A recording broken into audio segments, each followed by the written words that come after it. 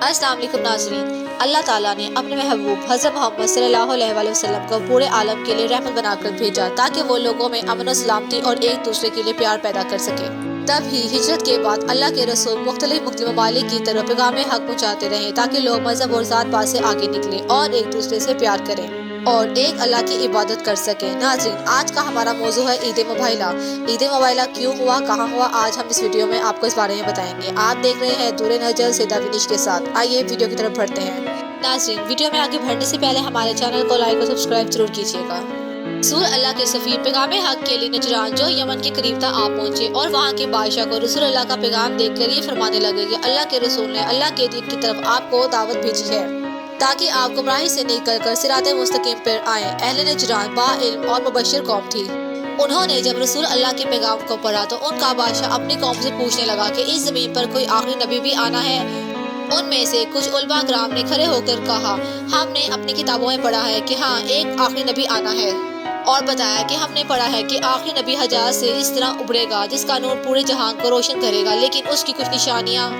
तो नजरान के बादशाह ने कहा, जाओ या कि जो ज्यादा इल्म और अबूर रखते हैं उन लोगों को लेके जाओ और देखो वो निशानी मोहम्मद बिन अब्दुल्ला में है कि नहीं है। नजरान से उन उलमाए दीन का काफिला मदीने की तरफ आ पहुंचा कि किताबों में जो निशानियां थी उनमें से पहली निशानी ये थी कि अल्लाह का रसूल नबियों का सरदार होगा, लेकिन खुद सादा से सादा लिबास पहनेगा। दूसरी निशानी, वो मेहमान नवाज होगा, दुश्मन भी अगर उसके पास जाएगा तो वो उसको भी खाना खिलाएगा।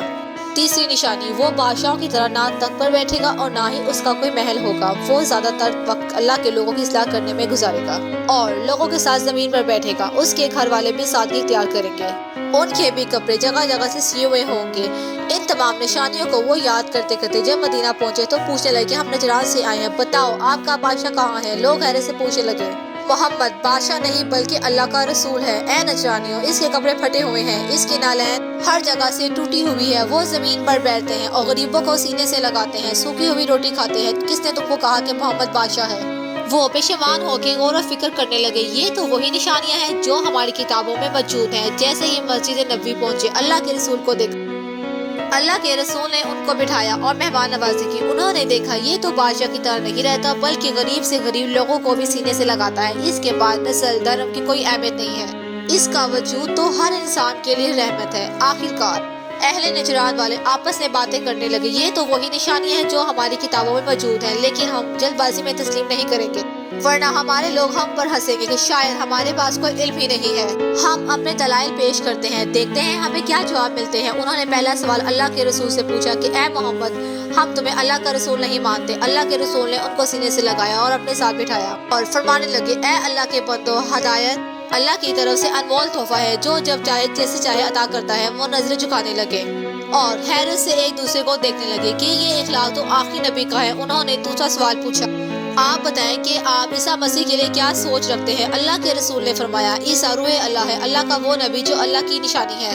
हज़रत ईसा अलैहिस्सलाम पैगाम हक लेकर जमीन पर आए और वही पैगाम मैं आगे बढ़ाने आया हूँ। उन्होंने कहा, ईसा अल्लाह के नबी नहीं है, वो अल्लाह के बेटे हैं, वो बगैर बाप के पैदा हुए हैं। अल्लाह के रसूल ने फरमाया कि अगर बगैर बाप के पैदा होना अल्लाह की दलील है तो फिर इससे ज्यादा हक तो आदम को है जो बगैर माँ और बाप के पैदा हुआ। तो इस हिसाब से तो अल्लाह के पहले बेटे आदम हुए। ऐ शख्स, अल्लाह कुदरत रखता है, वो जो चाहे कर सकता है, वो जो चाहे कहता है तो वो हो जाता है। ना वो किसी का बाप है ना किसी का बेटा है, वो ला शरीक है। उस बात पर बहस चलती रही, यहाँ तक के 3 दिन गुजर गए। नजरान वाले इस बात पर खड़े थे कि पहले तुम ईसा को अल्लाह का बेटा मानो, फिर हम तुम्हें अल्लाह का रसूल तस्लीम करेंगे। बिलाखिर अल्लाह ने सूरत अल इमरान की उस आयत का नज़ूल कर दिया कि ए रसूल, अगर हक वाज़िया करने के बाद भी ये तस्लीम ना करे तो कह दो, ये अपने मर्द लाएं और हम अपने मर्द लाएंगे, ये अपनी औरतें लाएं हम अपनी औरतें लाएंगे, ये अपने बच्चे लाएं और हम अपने बच्चे लाएंगे, और फिर जो झूठा होगा उस पर अल्लाह की लानत बरसेगी। बस जैसे ही ये अहले नजरान ने सुना वो जोर जोर से हंसने लगे कि ए मोहम्मद, जो यहाँ पे आलम मौजूद है, किसी ने 70 साल इबादत की है, किसी ने 100 साल इबादत की है।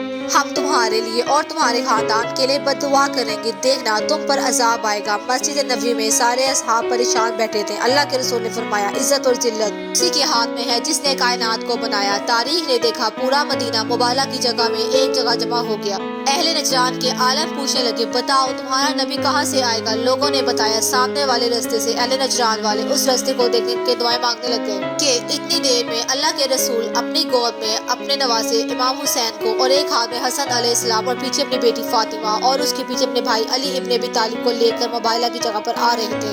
अहले नजरान ने जब दूर से देखा तो लोगों से पूछा, तुम्हारे नबी के साथ ये दो बच्चे, ये औरत और मर्द कौन है? असहाबा कराम ने फरमाया, जो मर्द पीछे है ये हमारे रसूल का चचाजाद भाई अली इब्न अबी तालिब है, और इनके साथ जो औरत है ये हमारे नबी की बेटी उर्फ अली की ज़ौजा फातिमा ज़हरा है, और जो बच्चे अल्लाह के रसूल के साथ हैं ये दोनों रसूल के नवासे और जन्नत के सरदार हसन और हुसैन है। अहले नजरान ने जब पैंतर पाक के नूर को देखा तो वो आपस में कहने लगे कि जो मैं देख रहा हूँ क्या तुम भी वो देख रहे हो? वो कहने लगे, रसूल अल्लाह का खानदान भी इन्हीं की तरह सादगी इख्तियार करता है। इनके फटे हुए कपड़े होने के बावजूद अल्लाह ने इनकी शख्सियत पर कितना रोब रखा है। वो आपस में कहने लगे, इनके चेहरे का नूर बता रहा है कि अगर हम ये कहे पहाड़ भी अपनी जगह से हट जाए तो वो भी हट जाएगा, ऐसा ना हो अल्लाह का अज़ाब हम पर पड़ जाए। वो लोग चीख खड़े हुए और रसूलुल्लाह सल्लल्लाहु अलैहि वसल्लम के पास भाग पहुंच गए और कहने लगे, ऐ मोहम्मद, हम तस्लीम करते हैं कि तुम अल्लाह के रसूल हो, तुम्हारा खानदान सच्चा है, तुम सच्चे हो, तुम बददुआ ना करना वरना हम तबाह बर्बाद हो जाएंगे। ये मंजर देखकर तमाम लोग अल्लाह अकबर के नारे लगाने लग गए। लोग एक दूसरे को मुबारकबाद देने लगे और आज भी इस दिन को ईद मुबाला के नाम से याद करते हैं। इमाम जाफर सादिक अलैहिस्सलाम ने फरमाया कि जब भी मुबाइले का दिन आए तो उस दिन को ईद की तरह मनाओ, क्योंकि यही वो दिन है जब पैंतर पाक की पहचान अल्लाह ने दुनिया के नजदीक वाज़िया कर दी कि यही है जो मेरे करीब से करीब तर है, यही है जिनके सदके अल्लाह हर दुआ कबूल करता है। सलाम हो अल्लाह के रसूल पर, सलाम हो पैंतर पाक पर, सलाम हो अहले बैत पर। जज़ाकल्लाह।